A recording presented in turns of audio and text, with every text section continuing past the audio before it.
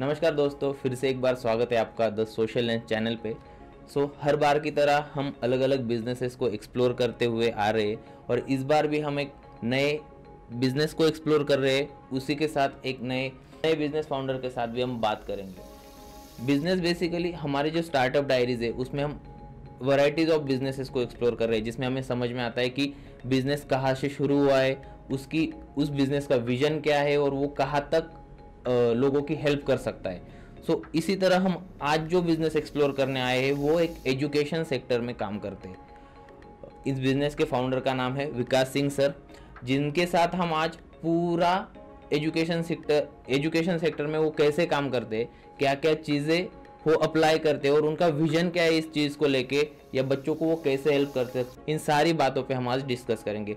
बहुत सारी चीज़ें हैं जो मेरे मन में एज अ स्टूडेंट्स भी है और एज अ जॉब पर्सन भी है, जिनके आंसर्स अभी तक बहुत सारे बच्चों को नहीं मिले और जो लोग जॉब कर रहे हैं उनको भी नहीं मिले।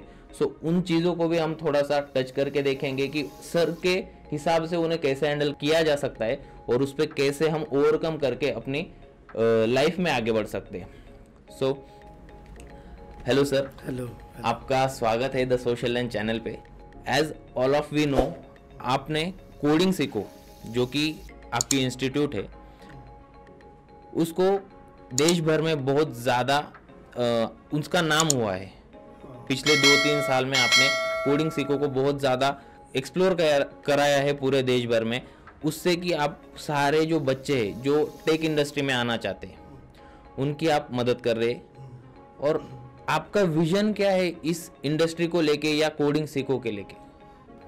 तो देखो, जनरली मैं ये सोचता हूँ हमेशा कि एक क्वालिटी एजुकेशन मिले बच्चे को, क्योंकि मैं जब कॉलेज में पढ़ रहा था तो मैंने देखा उस समय कि टीचर्स ना बहुत गलतियाँ करते थे पढ़ाने में। बच्चे को कैसे समझ में आएगा इसके ऊपर काम नहीं करते थे। वो ये सोचते थे कि सिलेबस कब ख़त्म होगा, जल्दी से सिलेबस ख़त्म हो जाए, और वो यही सोचते थे कि 10 दिन में ख़त्म करना है तो अब कितने स्पीड में पढ़ाना पड़ेगा। कभी उन्होंने सोचा ही नहीं हम स्टूडेंट्स के बारे में कि बच्चों को समझ में आ रहा है या नहीं आ रहा है। मैं तो बोलता हूँ आप 90% या 80% ही सिलेबस पूरा करो, लेकिन जो भी पढ़ाओ ऐसा पढ़ाओ कि वो 80% मार्क ला पाए, उतना अगर बच जाए तो एक तो स्किल की बात आती है। तो जनरली बहुत अच्छी क्वालिटी नहीं होती पढ़ाने की, और वो कोडिंग का अच्छा नॉलेज नहीं होता, किस तरीके से बच्चों को समझ में आएगा ये नहीं बताते, और इस वजह से मैं खुद कभी सीख नहीं पाया कोडिंग स्टार्टिंग में। मतलब जो टीचर्स पढ़ाते हैं जो उनकी पढ़ाने हाँ, की स्ट्रैटेजी है उससे नहीं सीख। हाँ, मैं उससे नहीं सीख पाया। फिर मैंने कुछ क्लासेस भी लगवाए। वहाँ पे भी जाने के बाद मैं 4-5-6 दिन जाता, लेकिन मुझे वो फील ही नहीं आता, मैं छोड़ देता था क्लास। तो ऐसे मैंने बहुत सारे क्लास बदले। फिर मुझे ऐसा लगा कि शायद मैं नासिक में पढ़ रहा हूँ, हो सकता है पुणे में इससे बहुत बेटर हो। हाँ, क्योंकि यहाँ अच्छा नहीं पढ़ाते। लेकिन मैं गया नहीं, मेरे दोस्त लोग गए, उन्होंने बोला कि जो हाल वहाँ है वही हाल यहाँ पे भी है। तो अच्छा हुआ कि तुमने पैसे वेस्ट नहीं किए अपने, हमारे तो बहुत पैसे चले गए। तो ये चीज़ मुझे ऐसे पता चली थी। तो मैंने यही सोचा जब मैं शुरू करूँगा तो क्वालिटी एजुकेशन, एक बार अच्छा नॉलेज दे दूँ तो बच्चा कुछ भी कर सकता है लाइफ में। तो मेरा मेन फोकस है कि अच्छा पढ़ा पाऊँ।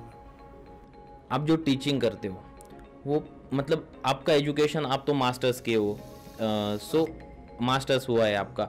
टीचिंग का जो शौक था या टीचिंग करने की जो आपकी ये थी वो पहले से ही थी, या बिजनेस स्टार्ट करने के बाद या कोचिंग स्टार्ट करने के बाद आपको पढ़ाने की ज़रूरत पड़ी? नहीं, पहले से ही थी। जब मैं फर्स्ट ईयर में तो नहीं, सेकेंड ईयर थर्ड ईयर में था तो मैं अपने दोस्तों को पढ़ाता था, क्योंकि कोई भी टॉपिक मैं पढ़ता था तो मुझे बड़े जल्दी वो समझ में आ जाता था। समझ में आ जाने के बाद ना मैं पढ़ाता ही ऐसा था कि उनको भी समझ में आ जाता था, और वो लोग बोलते भी थे कि बहुत अच्छा पढ़ाते हो आप। तो मेरे साथ काम करते हैं मेरे फ्रेंड रमेश सर, उनको भी पता है, अभी हैं वो यहाँ पे, उनको भी मैंने पढ़ाया हुआ है। ऐसे ही सेकेंड ईयर थर्ड ईयर में कुछ टॉपिक्स थे और एक दो दोस्त हैं, मैंने उनको पढ़ाया है। तो मुझे पसंद बहुत था, बस इस चक्कर में मैंने सोचा नहीं, मुझे मौका मिलेगा पढ़ाने का तो मैं अपना बेस्ट दे सकता हूँ, और मुझे बड़ा अच्छा लगता है पढ़ाना, तो मैं हमेशा लाइव ही लेने को सोचता हूँ। एक बार रिकॉर्ड करके रख दूँ तो ज़िंदगी भर चलता रहेगा, लेकिन ना मुझे फील नहीं आता, मुझे लाइव ही चाहिए, ताकि मैं बोलते रहूँ, हर नई नई चीज़ें सीखते रहूँ, पढ़ाते रहूँ ऐसा। तो मुझे पहले से शौक था। तो इसी वजह से कोडिंग सीखो का पूरा शुरुआत हुई। हाँ तो फिर इसी के रिलेटेड एक क्वेश्चन है, अब आपकी मैसिव फॉलोइंग हो चुकी है इंडिया भर में। हाँ। फैन बेस भी आपका बहुत तगड़ा है। आप इसे एज अ फैन फॉलोइंग ही लेते हो या एक जिम्मेदारी की तरह लेते हो? वैसे देखा जाए तो ये जिम्मेदारी का ही काम है। अगर आपको इतने सारे लोग फॉलो करते हैं तो वो हमेशा ये सोचते हैं कि हमें कुछ अच्छा मिलने वाला है। कोई भी, मैं खुद इंस्टाग्राम पे रील्स बहुत देखता हूँ। मुझे पहले तो मैं दूसरों को मना करता था मत देखो, लेकिन जब से मैं देखने लगा तो नहीं बोलता अभी कुछ, कि मुझे मालूम है वो एडिक्टिव चीज़ है।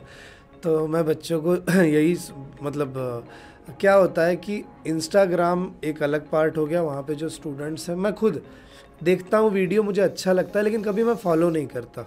जाता हूँ, अच्छा लगा, जाता हूँ, ऐसे चलते रहता है। लेकिन कोई चीज़ मुझे अच्छी लग गई तो मैं उसके प्रोफाइल में जाता हूँ, देखता हूँ कंटेंट क्या है। अच्छा ये सब कंटेंट है तो बड़ा अच्छा कंटेंट है, तो चलो फॉलो कर लेते हैं, कुछ नई चीज़ें सीखने को मिलेगी। तो मेरी एक्सपेक्टेशन ये है कि मैं कुछ सीखना चाहता हूँ, इसलिए तो मेरे यहाँ पे जो आते हैं वो यही सोच के आ रहे हैं कि कुछ सीखना है। अगर मैं उसमें फालतू की चीज़ें डालते रहूँगा तो फिर मुझे नहीं लगता मैं उनके साथ अच्छा कर रहा हूँ। इसीलिए जो मैं करता हूँ अच्छा ही करता हूँ, कोशिश करता हूँ कि मैं बेटर ही कर पाऊँ हमेशा। तो मैं उस पर कंटेंट बच्चे सीख पाएँ इस हिसाब से डालता हूँ। तो जैसे कि अभी आपने कहा कि इंस्टाग्राम पे सीखा जा सकता है। मेरा जैसा एक्सपीरियंस रहा है कि जो इंस्टाग्राम का एल्गोरिदम है थोड़ा सा वो एडिक्टिव है, जैसे कि आपने अभी बोल ही दिया, एडिक्टिव है। सीख पाते हैं बच्चे अगर एक कंटेंट को फॉलो किया। फॉर एग्जांपल एक कोई तो एजुकेशनल चैनल है, उसको फॉलो किया और उनके जो 30-40 1 मिनट की रील्स होती है वो अगर कंटिन्यूअसली फॉलो करते रहे तो उससे वो सीख पाएंगे जो उन्हें सीखना है, या उनको थोड़ा सा लॉन्ग फॉर्म कंटेंट फॉलो करना पड़ेगा जैसे कि यूट्यूब प्रोवाइड करता है? मेन चीज़ ये होती है कि आप कंटेंट किस पे बना रहे हो। मेरे जो कंटेंट होते हैं मैं बेसिक क्वेश्चंस पूछता हूँ बच्चों से। सीखना तो उन्हें यूट्यूब पे ही पड़ेगा, ये बात तो सही है। जब वो पूरा सीख चुके हैं उसके बाद वो टाइम पास कर रहे हैं, इंस्टाग्राम तो वही उसके लिए यूज़ करते हैं। उसी में एक रील मेरी आ गई, उतनी देर में 60 सेकेंड में बच्चे ने कुछ सीख लिया। उसने सोचा अच्छा मैं टाइम पास कर रहा था 1 घंटे तक, 5-10 मिनट में कुछ नॉलेज आ गया, चलो अच्छा है।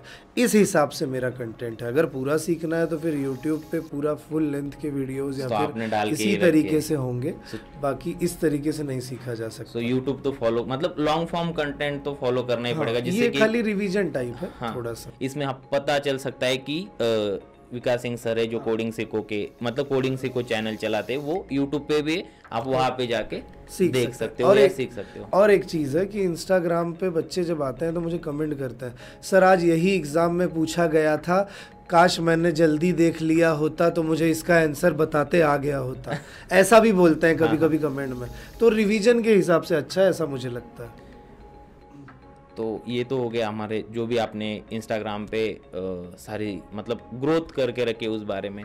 मतलब हमारा जो डिस्कशन हुआ, आपने बोला कि आपको समझ में नहीं आ रहा था जो कॉलेज में पढ़ाया जा रहा था या क्लासेस में हो रहा था, तो वो जो एजुकेशन सिस्टम चल रहा है और अभी जो कंपनीज में स्किल्स इंपॉर्टेंट है या जो भी स्किल रिक्वायर्ड है, वो जो गैप है वो भरने के लिए हम क्या कर सकते हैं? वो पूरा गैप फिलअप करने के लिए या क्या कर सकते हैं हम लोग? पहली बात तो बच्चों को पहले सीरियसली लेना पड़ेगा कोडिंग को। वो लेते नहीं हैं, वो एडमिशन ले लेते हैं जस्ट कि हो जाएगा बाद में देखा जाएगा, हुआ तो हुआ, नहीं तो कोई बात नहीं। बच्चे यही करते हैं और सीरियसली लेते नहीं हैं। वो पहले स्टार्टिंग में सी लैंग्वेज होती है उसको सीरियसली नहीं लेते, आगे जाने के बाद सोचते हैं सेकेंड ईयर में देखेंगे, तब डेटा स्ट्रक्चर यूजिंग सी आता है उन्हें या C++। तो उस समय उन्हें सी ना आने की वजह से वो नहीं आता। फिर वो सोचते हैं डेटा स्ट्रक्चर के लिए यार सी लैंग्वेज लगेगी, एक काम करते हैं सी लैंग्वेज सीख लेते हैं। उतने में उसकी एग्ज़ाम आ जाती है डेटा स्ट्रक्चर की, तो फिर वो सी भी नहीं कर पाते, ना DS अच्छे से हो पाता है, एग्ज़ाम हो जाती है। फिर वो सोचते हैं अगली बार कुछ और C++ पढ़ेंगे, लेकिन उसके लिए भी सी चाहिए, तो फिर उनका रह जाता है। और फिर जब 3rd ईयर 2nd ईयर के बाद जाते हैं तो जावा आ जाती है, और जावा के लिए C++ बेसिक नॉलेज बच्चों को लगता है, क्योंकि हमारा सिलेबस ऐसा डिज़ाइन है कि आपको C++ और सी आना चाहिए। और ऐसा ज़रूरी नहीं होता कि किसी लैंग्वेज को सीखने के लिए C++ या सी आनी चाहिए तभी जावा आएगी, ऐसा कोई रूल नहीं है। आप डायरेक्ट जावा सीख सकते हो, डायरेक्ट पहली बार कोई भी बच्चा सीख सकता है, लेकिन सिलेबस डिज़ाइन ही ऐसा किया गया है कि ऑब्जेक्ट ओरिएंटेड प्रोग्रामिंग से शुरुआत होती है इंडियन सिलेबस में जावा की। वहाँ पे ये नहीं बताते prime number, Fibonacci series, Armstrong number, reverse number, palindrome, ये सारे प्रोग्राम जावा में नहीं होते क्योंकि ये हम सी में पढ़ चुके होते हैं। तो जावा में वो पढ़ाया जाता है जो सी में नहीं पढ़ते हम। तो इस वजह से फिर ऑब्जेक्ट ओरिएंटेड प्रोग्रामिंग ही सिलेबस में होता है। हाँ, सी लैंग्वेज में जितना हमने पढ़ा है वो जावा में रखा जाए और जावा का ऑब्जेक्ट ओरिएंटेड प्रोग्रामिंग भी रखा जाए तो सी सीखने की ज़रूरत नहीं है, ऐसा हो जाता है। तो ये पूरा ये होता है, तो बच्चों को सी से ही शुरू करना चाहिए।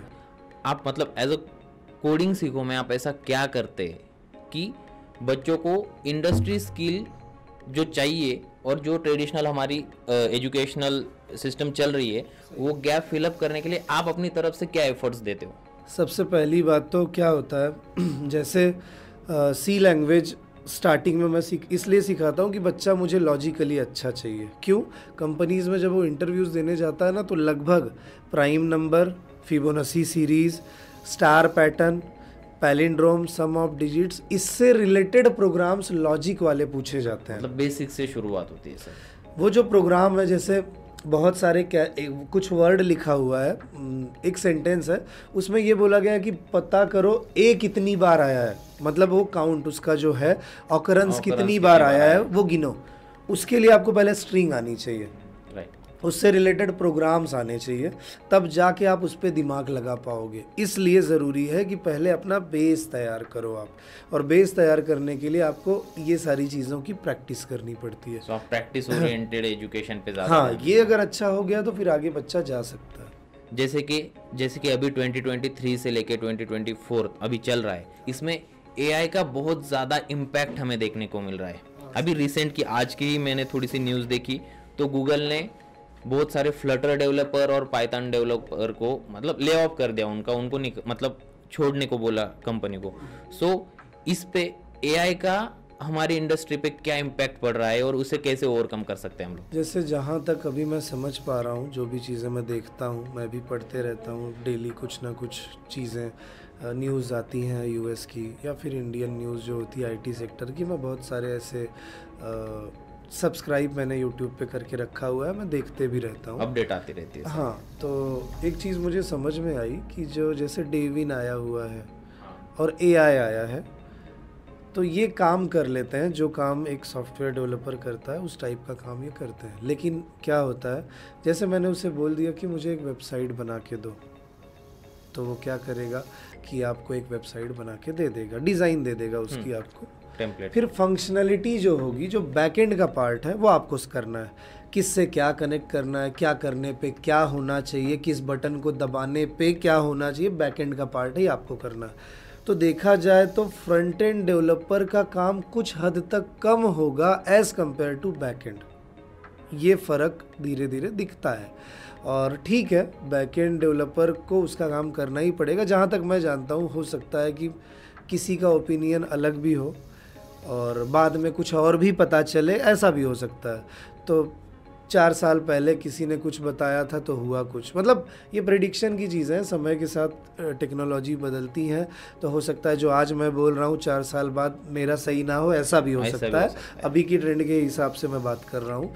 तो इस वजह से टेक्नोलॉजीज़ बदलेंगी तो चीज़ें बदलेंगी। तो फ्रंट एंड डेवलपर का काम थोड़ा आसान किया है AI ने, पूरा नहीं कर दिया, कुछ हद तक कलर ग्रेडिंग बहुत कुछ होता है अभी तक उसमें अपडेशंस तो आ रहे हैं, चलते रहता है वो। लेकिन बैकएंड का तो मुझे ज़्यादा लगता नहीं। हाँ, लेकिन कंपनीज़ क्या सोचती हैं कि कोई काम जो है 8 घंटे का, उसे 4 घंटे में किया तो अच्छा है ना, सामने वाले को 4 घंटे का एक्स्ट्रा सैलरी मुझे पे करने की ज़रूरत नहीं। ऊपर से वो बोलता है कि मैं सैटरडे संडे आऊँगा भी नहीं, तो मैं सॉफ्टवेयर का यूज़ करूँगा तो सैटरडे संडे भी काम करवा लेंगे, कर सकते तो जितना चाहिए जब चाहिए कर सकते हैं। और जो आदमी वो काम 10 दिन में कर रहा है, मैं 1 दिन में कर लूँगा, तो ऐसा चलता है। लेकिन सब कुछ पॉसिबल नहीं है, वो करने के लिए भी डेवलपर्स की ज़रूरत है।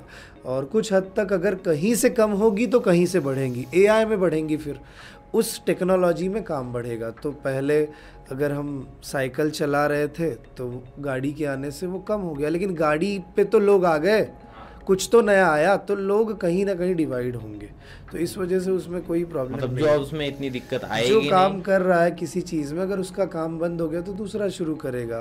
पहले लोगों के गांव वगैरह में एसटीडी पीसीओ हुआ करता था, लोग उस पर कॉइन बॉक्स में पैसा डाल के बात करते थे, तो वो पैसा कमाता था दुकान वाला। उसके चले जाने से क्या फ़र्क पड़ा, उसने दूसरा शुरू कर दिया, कुछ काम दूसरा, कुछ ना कुछ तो आदमी कर ही लेता है। और टेक्नोलॉजी में कुछ ना कुछ नई नई कितनी सारी फील्ड्स हैं, जैसे कि आप देखोगे डेटा साइंस है, डेटा एनालिटिक्स है, क्लाउड है, AWS एज़्योर, इसमें कितने सारे ऑप्शंस हैं। फिर आप देखोगे तो फ्रेमवर्क्स जो होते हैं, जेंगो फ्रेमवर्क, इस पे भी काम किया जा सकता है। Software developer, web developer, cyber security, उसके बाद इथिकल हैकिंग, पेनिट्रेशन, कितनी सारी चीज़ें हैं। किस में भी जाओ, कोई अगर सिर्फ साइबर सिक्योरिटी करे तो भी कहीं जॉब पे लग जाएगा, कोई सिर्फ डेटा साइंस करे तो भी लग जाएगा, कोई डेटा एनालिटिक्स करे तो भी लग जाएगा, कोई AI करे तो भी लग जाएगा, उसके मशीन लर्निंग में जाए तो भी लगेगा, पाइथन डेवलपर बने तो भी कहीं ना कहीं मिल जाएगा। तो बहुत सारी वेराइटीज़ बढ़ते जा रही हैं, पहले कम था। पहले .NET डेवलपर हुआ करते थे, PHP डेवलपर हाँ हुआ PHP करते ऐसे गिन के कुछ था। तो अभी क्या हो रहा है, अभी बढ़ रहा है ये सब चीज़ें, तो ये सब चीज़ें बढ़ रही हैं। मतलब अपॉर्चुनिटीज भी बढ़ रही है, वैसे कोई दिक्कत नहीं आएगी आपके हिसाब से कि AI के आने से बहुत सारा मतलब जॉब्स निकल जाएगी, ये सब दूसरी उसमें- बढ़ेंगी जॉब्स। हाँ, दूसरी बढ़ेगी। तो इस वजह से मुझे नहीं लगता, ऐसा नहीं है कि कभी कभी कोई ये सोचेगा कि शायद इनका क्लास है इसलिए ऐसा बोल रहे हैं। वैसे मुझे ये बोलना है कि क्या लगता है कि कॉलेजेस बंद हो जाएंगे क्या सारे, क्या स्कूल सारे बंद हो जाएंगे क्या? नहीं। अगर सब काम कंप्यूटर ये सब करने लग गए तो इंसान पढ़ना छोड़ देंगे क्या? नहीं, चलने ही वाला है। और वैसे क्लास मुझे चलाना है तो कॉलेज में बच्चे एडमिशन लेने ही वाले हैं, क्लास में चला ही रहा हूँ। मैं उस हिसाब से नहीं सोचता, कभी ना उस हिसाब से बात करता हूँ मैं, लेकिन जो मैं देख पा रहा हूँ उस हिसाब से बात कर रहा हूँ। ये है कि किसी पे कम होगा तो किसी पे बढ़ेगा। जैसे PHP धीरे धीरे कम हो रही है क्योंकि उसकी जगह नया कुछ आया, वैसे ही सॉफ्टवेयर डेवलपर का कुछ कम हो रहा है तो दूसरी जगह बढ़ रहा है, तो वहाँ बढ़ेगा। ऐसा हो सकता है, बाकी ऐसा नहीं होगा कि सब खत्म, सबको घर पे बैठना है और खेती करनी है, ऐसा तो नहीं होगा। सो AI का मुझे ये क्वेश्चन बहुत ही था कि एज अ स्टूडेंट भी मुझे ये क्वेश्चन घबरा रहा था जो मैंने अभी पूछा, और एज अ जॉब पर्सन कि जॉब कर रहे हैं उनको भी बहुत सारा खतरा। मतलब मेरे ऐसे दोस्त है वो अभी से कॉल, जो जॉब कर रहे हैं वो अभी से कॉल करते कि भाई AI ने तो वाट लगा के रखी है, ऊपर से प्रेशर आ रहा है, इतना काम करो उतना काम करो। तो इसीलिए ये क्वेश्चन था जिसका क्लैरिफिकेशन सभी को मिल चुका होगा शायद से। अगला क्वेश्चन रहेगा सर कि कोडिंग सीखो जो आपने शुरू किया है सारा, उसमें आपका विजन क्या है कि आपको बच्चों को ऐसा क्या प्रोवाइड करना है जो, देखो अभी इंडिया में सिर्फ आप नासिक में आप क्लास चला तो ऐसा नहीं, नासिक में और भी सारे कॉम्पिटिटर्स है। वैसे गए तो इंडिया भर में बहुत सारे बड़े बड़े कॉम्पिटिटर्स है जो कि सेम एजुकेशन प्रोवाइड कर रहे हैं, सेम टेक्नोलॉजी यूज कर रहे हैं जो आप कर रहे हो, लेकिन आप क्या ऐसा विजन लेके उतरे हो जिससे कि लोग आपसे कनेक्ट करे या आपसे एजुकेशन ले? मेन तो मेरा सबसे इम्पोर्टेंट पार्ट होता है कि मैं कोडिंग जब पढ़ाता हूँ तो मैं उसे हिंदी लैंग्वेज में पढ़ाता हूँ। मुझे ऐसा लगता है कि बच्चों को पहली बात तो कोडिंग मुश्किल लगती है पहले से, ऊपर से इंग्लिश में तो और मुश्किल हो जाता है, उन्हें बोर होने लगता है कि यार पहले से तो ये तो समझता नहीं, ऊपर से इंग्लिश में अब तो और ही ये हो गया। तो जो ज़्यादा क्राउड्स जो मैं देखता हूँ कि उनको ये, मुझे खुद होती थी तो मेरा एक्सपीरियंस के हिसाब से मैं चलता हूँ कि मुझे यार ये लोग ऐसे सुनने में मैं सुन सकता हूँ, समझ सकता हूँ, लेकिन फील नहीं आता मुझे। जैसे कोई जोक अगर करता है तो हिंदी में करेगा तो मैं ज़्यादा हंसूंगा, लेकिन इंग्लिश में कम हंसूंगा, मदर टंग में थोड़ा मुझे फील नहीं आएगा। तो मैं यही चाहता हूँ कि मैं जो पढ़ाऊँ ऐसी भाषा में पढ़ाऊँ कि जिसमें लोग समाज में बात भी करते हैं उसी भाषा में, और जनरल लाइफ में जीते भी उसी भाषा में, तो बड़ी आसान लगती है बच्चों। मतलब उसमें डिस्कशन कर सकते हैं उस चीज़ पे, डिस्कशन कर सकते हैं, रियल लाइफ एग्जांपल से समझ सकते हैं। आजकल मूवीज़ ज़्यादातर सब हिंदी वाली देखते हैं तो उन्हें हिंदी बड़ी आसान लगती है क्योंकि देखते रहते हैं, आदत पड़ जाती है। तो इस वजह से मैं कोशिश करता हूँ कि उसी भाषा में पढ़ाऊँ जिस भाषा में मज़ा आए। और कोडिंग को जब आप हिंदी भाषा में पढ़ाओगे, प्रोग्राम तो लिखना इंग्लिश में ही, उसमें आपको हिंदी में नहीं लिखना है, लेकिन फिर भी कुछ हद तक बहुत आसान हो जाता है आपका काम। और रियल लाइफ एग्जांपल हिंदी में दे रहा हूँ, सब कुछ हिंदी में बता रहा हूँ, तो बच्चों को मज़ा आता है, इंटरेस्ट कम नहीं होता। जैसे इतिहास पढ़ रहे हैं तो बड़ा इंटरेस्ट आता है कि कहानी के जैसे चल रहा है, कोडिंग में कोई कहानी नहीं है, तो उसके लिए कहानी बनाने के लिए मुझे भाषा पहले बदलनी पड़ी। जब मैंने भाषा बदल दी तो फिर मैंने उसमें रियल वर्ल्ड के एग्जांपल्स जोड़े, तो बच्चों को बोर नहीं होता, अच्छा लगता है और वो सीखने में। वो तो ऐसे भी मैसेजेस आते हैं कि सर आपका लेक्चर रोज़ क्यों नहीं होता है। जैसे मैं 3 दिन सी लैंग्वेज पढ़ाता हूँ, 3 दिन C++, जनरली ऐसे चलता है, 3 दिन डेटा स्ट्रक्चर, 3 दिन जावा। तो बहुत जो सिर्फ जावा कर रहे हैं ना, उनको ये टेंशन होती है रोज़ होना चाहिए, मज़ा आता है सर कब वापस से वो दिन आएगा कि लेक्चर होगा हमारा। उनको बहुत, दूसरी जगह से आए हुए को तो ज़्यादा, क्योंकि उनको दूसरा एक्सपीरियंस होता है, जब वो ये वाला लेते हैं तो बहुत खुश होते हैं। तो ये ज़रूरी है मेरे लिए। पहली बात तो हिंदी, दूसरा उन्हें कहीं अच्छी जगह जॉब मिले, अच्छा नॉलेज दे दो। मुझे प्लेसमेंट देने की कोई ज़रूरत नहीं, ना मैं बोलता हूँ मेरे पास प्लेसमेंट है, करना है तो करो। लोग बोलते कि 100% प्लेसमेंट देंगे हम। बहुत सारे बोलते हैं, शायद ये सोच के बोलते हैं कि एडमिशन हो जाए हमारे पास। अगर ऐसा नहीं बोलेंगे तो बच्चे एडमिशन कैसे लेंगे, और 1-2 लाख रुपए उनसे फ़ीस ले लेंगे हम, और नहीं हुआ टाइम पे तो 10-20 हज़ार वापस दे देंगे, 80-90 तो मिल जाएंगे। ये सोच के काम करते हैं बहुत सारे क्लास वाले, ऐसे ही चलता है। ऊपर से पहले दिन पहले ही पैसा मांगते हैं कि पैसा दे दो तभी एडमिशन होगा, क्योंकि उनको मालूम है ये 2 दिन अगर टिक गया हमारे पास तो तीसरे दिन नहीं आएगा, इसको समझेगा नहीं तो ये आएगा नहीं। तो पहले ही दिन पहले पैसा रखो, पैसा फ़ीस भर दो, पूरी भर दो, ऐसा ही करते हैं। लेकिन आप बोलोगे पूरी नहीं, मैं 5-10 हज़ार भरता हूँ, तो ये सोचते हैं कि अगर इसने 5 हज़ार भरे 70 हज़ार में से, तो ये 15 दिन की फ़ीस इसने भरी है, तो 15 दिन बाद ये भाग सकता है, तो इसको तीसरे दिन या चौथे दिन ही इससे वसूल करना पड़ेगा। क्योंकि ये तीसरे चौथे दिन ये नहीं सोचेगा कि मुझे जाना है, क्योंकि उसने 5 हज़ार भरे हैं, और इसलिए वो तीसरे दिन ही उससे मांगने लगते हैं, तुरंत लाओ, 15 दिन तक मत जाने दो, नहीं तो निकल जाएगा 5 हज़ार वसूल करके जो भी मिलेगा, क्योंकि यहाँ तो हम अच्छा दे नहीं रहे हैं। तो ये क्लासेस वालों की जो मेंटालिटी है वो इसी तरह की होती है। हम काम करते हैं, हमें सब अच्छे से पता है कैसे होता है, इसलिए बच्चे जो फंसते हैं वो ऐसे ही फंसते हैं कि वो प्लेसमेंट का वादा करते हैं, देते नहीं है, बाद में लास्ट में 10 हज़ार 20 हज़ार दे देते हैं। बच्चा खुश हो जाता है, जाने दो, घर पे नहीं बताऊँगा, खर्चे भी कर लूँगा, मेरा कर्जा भी है 5 हज़ार का, वो भी उतर जाएगा, तो थोड़ा अच्छा हो जाएगा। इस हिसाब से वो ऐसे ही करते हैं वो, और यही है क्लासेस वालों का स्कैम। मैं बोल देता हूँ मेरे पास करना है तो करो, नहीं तो मत करो, सीधी बात। क्वालिटी एजुकेशन में ज़्यादा अच्छा पढ़ा दूँ तो वो कभी जॉब नहीं मांगने वाला। वैसे भी जो फर्स्ट सेकंड बच्चे आते हैं ना, वो कभी ये नहीं बोलते किसी क्लास में जाके मुझे जॉब चाहिए, अगर देते हो तो ही मैं क्लास लगवाऊंगा। ये कौन बोलता है जिसको कोडिंग कुछ नहीं आती, जो पहले से ही अपने आप को निगेटिवली लेता है, बस उसके लिए दिक्कत है। हाँ ऐसे, बाकी आप सीरियसली अगर अच्छा सीखोगे तो कोई इशू नहीं है। तो ये एक क्वालिटी मुझे अच्छी लगी। मतलब आप जो चीज़ें इसमें बोले आपने कि जॉब की गारंटी नहीं देते हो, लेकिन क्वालिटी ऑफ एजुकेशन का आप गारंटी देते हो। सो बहुत सारा मैंने देखा हुआ है, पूना में गए, मुंबई में, हैदराबाद, मतलब उस वेस्ट साइड में, सो वहाँ प्लेसमेंट की 100% गारंटी देते। कुछ क्लासेस तो है कि बॉन्ड पेपर पे लिख के लेते कि 1 लाख फीस भरो, ये बॉन्ड पेपर लो, मतलब पूरा जो था, हाँ, और हम 100% जॉब देंगे, तो भी उनको जॉब नहीं लगती। लेकिन बच्चे जाके कुछ कर ही नहीं सकते। बॉन्ड कुछ नहीं होता, मैं तो बोलता हूँ, अभी आप कंपनी में जब जाते हो 2 साल का बोलते हैं बॉन्ड है मेरे पास, आप 1 साल में भी छोड़ दो, कुछ नहीं कर सकता कोई, कुछ नहीं होता। मेरे बहुत सारे स्टूडेंट्स हैं जो ऐसे ही मतलब किया है उन्होंने, करते हैं नहीं बोलूँगा, किया है। वो लोग एक कंपनी में थे जहाँ 2 साल का था, लेकिन उन्हें ना 2-3 महीने में लगा हम फंस चुके हैं, 2 साल कैसे करें, तो उन्होंने 1 साल बिताया, लेकिन मेरे पास आए, उन्होंने बताया ऐसे ऐसे है। मैंने बोला छोड़ दो, जब नहीं जम रहा है आप ज़बरदस्ती का काम क्यों कर रहे हो, जो होगा देखा जाएगा। छोड़ दिया, कुछ नहीं होता। बॉन्ड वैसे भी गवर्नमेंट के नियम है कुछ, उस नियम के मुताबिक कोई भी कंपनी वाला किसी भी बच्चे पे प्रेशर नहीं डाल सकता काम करने के लिए, भले बॉन्ड ही क्यों ना हो।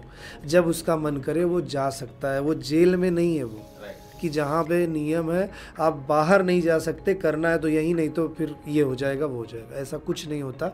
जब उसको नहीं जम रहा है तो वो आज़ादी चाहता है, छोड़ सकता है। तो इस वजह से कोई बॉन्ड का कोई मैटर नहीं करता, तो इसलिए बच्चों को इस टेंशन नहीं लेना चाहिए। वैसे ही क्लासेस वाले भी बॉन्ड बना देते हैं, तो बच्चे सोचते हैं अब बॉन्ड बनाया तो देंगे ही जॉब, हमने बनवा के लिया है बॉन्ड, कुछ नहीं होता। और फिर अगर बाद में जॉब नहीं लगी तो जब आप पूछने गए तो कंडीशंस दिखा देते कि देखो ये आपने पूरा नहीं किया, इसकी वजह से जॉब नहीं लगी। सही है। सो जैसे कि ये तो हो गया जो क्लासेस के फ्रॉड चल रहे, आपके यहाँ गाँव से बच्चे पढ़ रहे हैं ऑनलाइन फॉर्मेट में, उनके पेरेंट्स भी है, जिनकी दिक्कत है। अब गांव में अगर गांव के अगर बात करें तो पेरेंट्स इतने एजुकेटेड नहीं है जितने सिटीज़ में, टीयर 2 टीयर 1 सिटीज़ में जितने पेरेंट्स एजुकेटेड है, फॉरवर्ड माइंड, मतलब माइंड उनका, मतलब वो बच्चों को सारी छूट्स देते हैं। लेकिन गांव की थोड़ी सी कंडीशंस अलग होती है, टेक्नोलॉजी उनको पता नहीं, पेरेंट्स को वो एडेप्ट नहीं किया हुआ है, खेती बाड़ी करते हैं लोग, लेकिन उनके बच्चों को पढ़ना है। सो उन पेरेंट्स को जो भी देख रहे होंगे हमारा पॉडकास्ट, उन पेरेंट्स को आप क्या सुझाव देना चाहोगे कि बच्चों को कैसा पेरेंटिंग करे, या बच्चों को क्या क्या छूट दे सकते हैं वो ऑनलाइन एजुकेशन लेने में? या बच्चों, मतलब पेरेंट्स को डर भी लगता है कि ऑनलाइन मतलब फ्रॉड, ये पहले मतलब शुरुआती जब ऑनलाइन शुरू हुआ था बहुत सारे फ्रॉड स्कैम्स हुए थे, इसलिए ऑनलाइन मतलब फ्रॉड है, इसमें जेन्युइनिटी नहीं है, ये पेरेंट्स को अभी भी मन में थोड़ा सा है। सो उन पेरेंट्स को आप क्या बताना चाहोगे कि ऑनलाइन अभी कितना चेंज हो चुका है, या जेन्युइन है या नहीं, और बच्चों को क्या हेल्प करनी चाहिए पेरेंट्स को? पहली बात तो जैसे अगर पेरेंट्स हैं कि बहुत सारे पेरेंट्स नहीं पढ़े होते, पहले का समय अलग था, उस समय ऐसी सिचुएशंस थी कि पढ़ाई नहीं कर पाते थे, पैसों की दिक्कत होती थी। पहले का समय और अब के समय में बदलाव हुआ है। तो उस समय ना पेरेंट्स नहीं पढ़ पाते थे, उसका सबसे बड़ा रीज़न होता था पैसा नहीं होता था। पहले के समय अलग थे तो नहीं सीख पाते थे। हाँ, लेकिन जो पेरेंट्स सीख चुके हैं, मैंने खुद देखा कि जैसे मेरे पेरेंट्स ने नहीं की पढ़ाई, उनके समय पे ऐसी सिचुएशन नहीं थी, फिर भी मैंने अपनी पढ़ाई पूरी की और कुछ किया। लेकिन मेरे ऐसे भी फ्रेंड्स हैं जिनके पेरेंट्स बहुत अच्छी पोस्ट पे हैं, बहुत पढ़े लिखे हैं, लेकिन वो लोग कुछ नहीं कर पाए। तो मैं ये कभी नहीं मानता कि आपके पेरेंट्स यदि नहीं पढ़े हैं लिखे हैं तो उसका इम्पैक्ट आप पे होगा, ऐसा बिल्कुल भी नहीं होता। इसलिए बच्चे लोग, बहुत सारे पेरेंट्स सोचते हैं कि हम पढ़े लिखे तो हमारा बच्चा भी आगे जाएगा, इनको कुछ नहीं आता तो नहीं, ऐसा नहीं। तो बच्चों को सोचना चाहिए कि नहीं, मुझे करना है तो अपने पेरेंट्स के लिए करना है, और वो लोग बोलेंगे नहीं पढ़ने के लिए तो भी मेरी जिम्मेदारी है, मुझे पढ़ना चाहिए खुद से। कि जब तक कोई बोले ना, पढ़ाई करना मेहनत करना होता है अगर सही समझा जाए तो, क्योंकि उसमें दिमाग लगाना पड़ता है। जैसे आप कंपनी में काम करते हो आईटी सेक्टर में, तो दिमाग लगाते हो, कंप्यूटर पे काम करते हो, मतलब मेहनत करते हो। सेम प्रोसेस यहाँ पे है, आप पढ़ाई कर रहे हो मतलब मेहनत कर रहे हो, बस आपको पैसे नहीं मिल रहे हैं, ये फ़र्क है, क्योंकि आप सीख रहे हो। लेकिन जब आप सीख जाओगे तो वही काम करने के आपको पैसे मिलेंगे, अभी आपको नहीं मिल रहे हैं। तो आप मेहनत नहीं करना चाहते बच्चे कि यार कौन पढ़ेगा, और मेहनती बच्चा नहीं तो कैसे आगे बढ़ेगा। उसे अगर ज़िंदगी में आगे बढ़ना है तो मेहनत तो करनी पड़ेगी। तो सबसे ज़रूरी मेहनत करो, तभी आप आगे जा पाओगे। पढ़ाई करना, मेहनत करना एक ही बात है अगर देखा जाए तो कुछ मैं यही बोलता हूँ ज़्यादातर कि आप अगर आज मेहनत करोगे तो ज़िंदगी भर आराम करोगे, लेकिन आज अगर मेहनत नहीं करोगे तो ज़िंदगी भर मेहनत करोगे, ऐसा होता है। तो इसलिए यही बोलूँगा कि आप मेहनत करो और आगे बढ़ो। और रही बात जो गांव के हैं, अभी बीच में मेरा एक स्टूडेंट था, मुझे नाम नहीं याद, क्योंकि मैं नाम से मैं नहीं, बच्चे को चेहरे से जानता हूँ, उसका नाम नहीं याद आ रहा, ठीक है। वो बच्चा जो था, वो उसके घर की परिस्थिति अच्छी नहीं थी, जलगांव साइड का था, महाराष्ट्र में एक ज़िला है जलगांव, वहाँ का था वो। और उसके पेरेंट्स ने उसे भेजा ज़बरदस्ती करके, उसने बोला मुझे पढ़ना है, जाने दो। वो लोग नहीं पढ़े थे और पैसों की बहुत दिक्कत थी, फिर भी उसे उन्होंने भेजा कि शायद हमारा बच्चा कुछ कर जाए। आया मेरे पास, 3 महीने तक उसने कोर्स किया, लेकिन बहुत ज़्यादा उधर प्रॉब्लम हो रही थी। जब उन्होंने 1-2 महीने पैसे भेजे, जो था सब दे देते थे उसको। उनको क्या है, पेरेंट्स को क्या है, जो उनका है उनको यही है कि सब अपने बच्चे। अभी आप अपने पेरेंट को बोलो कि जाओ कहीं घूम के आओ, चले जाओ, नहीं जाएंगे। वो इसलिए नहीं जाते कि उन्हें घूमना पसंद नहीं है, उसका रीज़न ये होता है कि पैसे खर्च ना हो, क्योंकि वो ज़िंदगी भर कमाते हैं सोच के कि शायद हमारे बच्चों के काम आएगा वो पैसा, और उस पैसे की बड़ी कीमत होती है। बच्चे ने बोला ना ये एग्ज़ाम है, इधर चाहिए, तो तुरंत देते हैं कि हाँ ये तेरे लिए। लेकिन आप उन्हें घूमने बोलो तो नहीं जाएंगे। उन्हें पैसों का टेंशन ये है कि वो ऐसा नहीं कि पैसा बचाना चाहते हैं आपके लिए, घूमना नहीं चाहते, ये बात नहीं।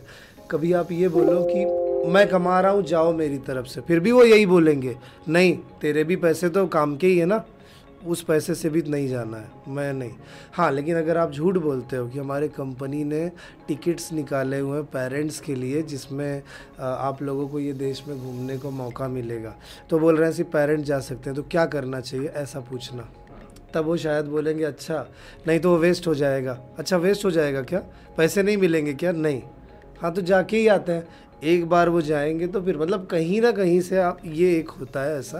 तो पेरेंट्स बच्चों के लिए बहुत सोचते हैं। तो उसकी मम्मी का मुझे कॉल आया, वो बच्चा जो मेरे पास पढ़ रहा था, मेरे पास नहीं आया, उसके ही पास आया कि तू आ जा, नहीं संभाल पाएंगे हम सब कुछ कर चुके, बच्चे को बताए वो अपनी तकलीफ़। तो बच्चे को लगा नहीं जाना चाहिए, मुझे काम करना चाहिए, लेकिन उसके मन में था पढ़ाई करूँ, वो चला गया। कुछ दिन जब नहीं आया तो मैं बच्चों को जब पढ़ते हैं तो मैं देखता हूँ, मेरी नज़र होती है, मैं पहचानता हूँ। तो मैंने बोला ये आता था तुम्हारा दोस्त, किधर है? बोले सर उसको घर वालों ने बुला लिया, अब नहीं आएगा। मैंने बोला क्यों? तो उसने बोला सर पता नहीं। तो मैंने उसका नाम पूछा था, मुझे नहीं याद है नाम, तो मैंने उसका नंबर मांगा, फिर मैंने फ़ोन किया। तो उसने बोला मैं अभी एक होटल है जहाँ पे वेटर का काम कर रहा हूँ, मेरे पापा भी वही करते हैं, मैं भी वही कर रहा हूँ। तो मैंने उससे बोला क्यों, आईटी का करना चाहिए था तुम्हें? बोले नहीं सर बजट नहीं। मैं बोला तुम्हारी जो फ़ीस है अब मत देना, लेकिन तुम आओ सीखने। तो वो बोल रहा है घर वाले सर शायद नहीं भेजेंगे, बहुत ज़्यादा दिक्कत है। तो मैंने उसके घर पे बात की उसकी मम्मी से, मम्मी को बोला कि आप अपने बच्चे को भेजो, उसका करियर एकदम पीक, अभी एकदम ऐसे समय पे कि जहाँ सब कुछ उसको मिलने वाला है, आप उसे 2-3 महीने का और मौका दो। जैसे इतने साल ज़िंदगी आप लोगों ने परेशानी में जी है, 2-3 महीने और जी लेना अपने बच्चे के लिए। हो सकता है शायद वो सब कुछ बदल दे, सारी फैमिली, सब कुछ बदल सकता है ना, वो तो उसके हाथ में है। तो ये चीज़ मैंने उनको समझाई, बहुत समझाने के बाद वो बोले ठीक है भेजते हैं। फिर वो आया, वो सीखा और फिर वो जॉब पे लगा आईटी सेक्टर में। बहुत अभी दिन ज़्यादा हो गए मुझे, इसलिए उसके बच्चे का नाम नहीं याद है, 1.5 साल होने को आ गए। और वो पुणे में काम कर रहा है, उसका पैकेज भी मुझे लगता है 40-45 हज़ार रुपये उसको महीने के मिलते हैं। और जहाँ वो 8-10 हज़ार का वेटर का काम कर रहा था वो ख़त्म हो गया, वो अच्छी जगह कर रहा है। तो एक ये चीज़ से मुझे खुशी मिलती है कि अब वो बहुत जल्दी अगले 4-5 सालों में सब कुछ बदल देगा। पेरेंट नहीं कर पाए, मेहनत तो करना चाहते हैं वो भी, लेकिन नहीं हो पाया। कभी कभी किस्मत की भी बात होती है, कभी कभी किसी की किस्मत बहुत अच्छी होती है तो बहुत आगे निकल जाता है। तो ऐसे सबके साथ एक जैसा नहीं हो सकता ना, अलग अलग होता है। तो वो जब मैं सोचता हूँ तो मुझे बहुत खुशी होती है कि कम से कम अपने परिवार को बदल पाएगा, तो इस चीज़ की खुशी होती है। तो ऐसा है। बहुत अच्छा लगा, मतलब ये सक्सेस स्टोरीज भी बहुत मैटर करती है कि बच्चों को हम इतने शिद्दत से पढ़ाते हैं, आप लोग हम लोग, और जब वो सफल होता है अपनी लाइफ में, सो उनसे ज़्यादा हमें खुशी मिलती है कि सही बात, उसकी फैमिली का, मतलब आपने जैसे डिस्क्राइब किया कि क्या हालत थी, और उसके जॉब में लगने के बाद, उसको सक्सेस मिलने के बाद, वो उसके लिए बहुत बड़ी सक्सेस हो गई। उसकी फैमिली का पूरा नक्शा बदल जाएगा कि उनकी मतलब जीने की लाइफस्टाइल बदल जाएगी, सारी चीज़ें, परेशानियां दूर हो जाएगी, जो छोटी छोटी चीज़ों के लिए उनको लड़ना पड़ता था वो बंद हो जाएगा। सो ये सब बहुत इम्पोर्टेंट होता है। अगला क्वेश्चन थोड़ा सा पर्सनल होगा आपके लिए कि हमने सारा एजुकेशन के बारे में डिस्कस कर लिया, अपने बच्चों के सक्सेस स्टोरीज़ के बारे में डिस्कस कर लिया, एजुकेशन सिस्टम के बारे में भी डिस्कस कर लिया, लेकिन आपने अपनी शुरुआत कैसे की कि कोडिंग सीखो कैसा बना, आपने कहाँ से शुरुआत की, और जहाँ पे आज आप हो उसमें कितनी मतलब दिक्कतें आई, कैसे ओवरकम किया, उस जर्नी के बारे में थोड़ा व्यूअर्स को पता चले, जो बहुत सारे लोग जानना चाहते हैं। क्योंकि बिजनेस खड़ा होता है सबको पता है, लेकिन उसके बैकग्राउंड में क्या क्या मेहनत लगती है, किन किन चीज़ों से जूझना पड़ता है, लड़ना पड़ता है, ये बहुत सारे लोगों को नहीं पता। और वो पता होगा तो बहुत सारे लोग उससे भी सीखेंगे और कुछ तो अपना भी नया स्टार्टअप शुरू कर सकते हैं, इस इंडस्ट्री में नहीं लेकिन बहुत सारी इंडस्ट्री है उसमें भी कर सकते हैं। पहली बात तो मैं एक चीज़ बोलूँगा कि जब तक आपके ऊपर दबाव नहीं होगा तब तक आप काम नहीं करोगे। जैसे अगर आपके घर वाले ये बोलते हैं कि अब तुम्हारा ये जो कर्जा है ये हम नहीं भरेंगे, भरना तुम्हें ही है, कुछ भी करो, तो बच्चा ये सोचेगा यार कमाना ही पड़ेगा। सामने वाला बोल रहा है कि 6 महीना टाइम है, आप मुझे दे सकते हो 6 महीने में, तो उसने सोचा करना ही पड़ेगा, कमा के ही दे। जैसे ईएमआई है, ईएमआई भरने के लिए कमाना पड़ेगा, फिर ईएमआई भर देंगे, फिर कमाना पड़ेगा, फिर भर देंगे। तो उसी तरीके से मुझे भी, मैंने टीवी खरीदी थी उस समय, कॉलेज के लास्ट ईयर में था, एमएससी कंप्यूटर साइंस में, और ख़रीद ली। मैंने सोचा था कि घर वाले दे देंगे, नहीं बाद में, लेकिन उन्होंने मना कर दिया, अब नहीं, जो था वो अच्छी नहीं थी क्या, ऐसा उनका बोलना था, तो मैंने ख़रीदी। अब मैं टेंशन में था कि अगले 3 महीने के पैसे थे मेरे पास, मैं भर दूंगा, लेकिन उसके बाद क्या है, तो मैं तुरंत जॉब ढूंढ रहा था और मुझे पढ़ाना बहुत पसंद था। तो पहले मैंने कॉलेजेस में ही ट्राई किया, 2-3 कॉलेजेस में रिज्यूम दिए मैंने, लेकिन फ्रेशर को नहीं मिलता जॉब, फिर नहीं हुआ मेरा। लेकिन फिर भी कॉलेज में उन्होंने बोला कि टीचिंग का तो नहीं, क्लर्क का काम है, अगर आप कर सकते हो तो करो, एडमिशन करना बैठ के। तो मैं लग गया कि भाई कुछ भी चलेगा, कॉलेज में आ तो गया, बाद में देखा जाएगा। तो मैंने वो एडमिशन का काम शुरू कर दिया, 6-7 दिन तक काम किया, 7-8 दिन तक। फिर मेरा बर्थडे भी था उस समय, तो उस दिन भी किया, संडे को बुलाते थे उस दिन भी आया था, मैं एडमिशन करता था। वो इतने खुश हुए प्रिंसिपल कि ये काम जो टाइम है उससे ज़्यादा समय तक करता है अपने मन से, एकदम खुशी से, और ऊपर से छुट्टी के दिन भी बोलता है मुझे आना है, मैं करना चाहता हूँ काम, तो हम एडमिशन उस दिन भी चालू रख सकते हैं। तो उन्होंने रखे थे कॉलेजेस में, संडे को भी चल रहे थे एडमिशन, कि ज़्यादा समय मिलेगा मेरी वजह से। उसके वजह से 2-3 लोगों को आना पड़ता था, उनको अच्छा नहीं लगता था, लेकिन अब उनको भी मालूम था कि कितने दिन अभी चला जाएगा। फिर बाद में बर्थडे था उस दिन भी, वो बोले छुट्टी, मैं बोला नहीं मैं करूँगा, मुझे काम ही करना है, मुझे कोई छुट्टी नहीं, कोई शौक़ नहीं किसी चीज़ का। तो जिस दिन मतलब मैं संडे बर्थडे के दिन भी काम किया, फिर शाम को सर ने बुलाया मुझे कि 7 बज गए, सुबह से कर रहे हो काम, एडमिशन कर रहे हो, आज तुम्हें 200 रुपये ज़्यादा मिलेगा। 200 रुपये की तो कोई इतनी वैल्यू नहीं थी मेरे लिए, काम करने की वैल्यू थी। तो मैं खुश हुआ कि चलो काम अच्छा लग रहा है उनको। 200 रुपये कितना देर चलता है, 4-5 साल पहले की तो बात नहीं, 6-7 साल हो गए, तो इतना मेरे लिए ये नहीं था, तो ठीक है। लेकिन 8 दिन जब काम हो गया, चौथे या 5वें दिन बर्थडे था, उसके बाद 2-3 दिन काम किया।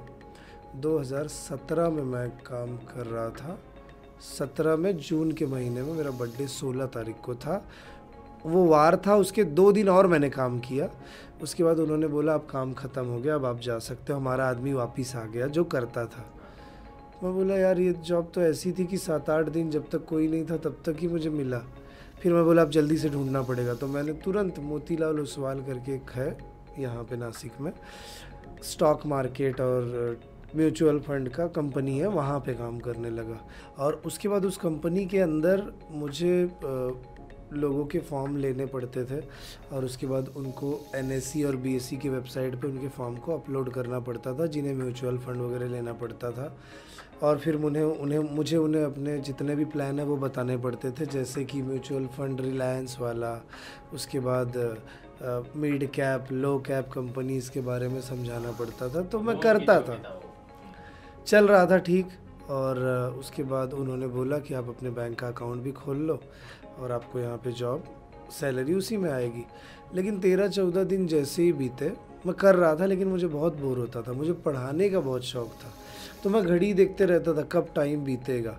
इतनी देर काम किया, ऊपर देखता था अरे सिर्फ अभी तक आधा ही घंटा हुआ, बाप रे अभी कितनी देर काम करना है। तो मुझे बहुत टेंशन होता था, मेरे से वो हो ही नहीं रहा था। लेकिन मतलब मैं खुश बिल्कुल भी नहीं था, लेकिन कर रहा था EMI के चक्कर में।